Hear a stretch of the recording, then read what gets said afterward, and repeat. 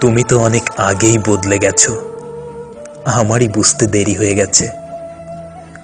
যেদিন থেকে তোমার গুড মর্নিং মেসেজটা আসা বন্ধ হয়েছিল, সেদিন থেকেই তুমি দূরে যেতে শুরু করেছিলে।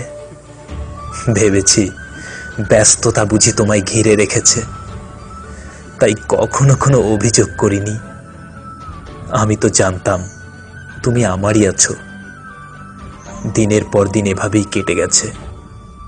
ভেবেছি পড়াশোনার চাপে হয়তো তুমি ব্যস্ত কিংবা অভিমান করেছো আমার ওপর, তাই কখনো মুখ ফুটে কিছু বলিনি।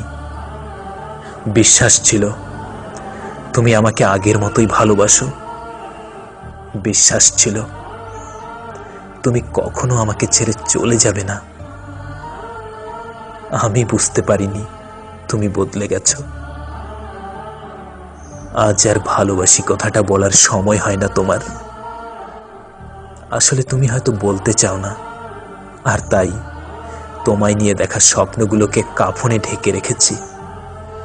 যদি পারো তুমি একবার এসে দেখে যাও কি নির্মমভাবে আমার স্বপ্নগুলো বুকের মাঝে এলোমেলো হয়ে পড়ে আছে।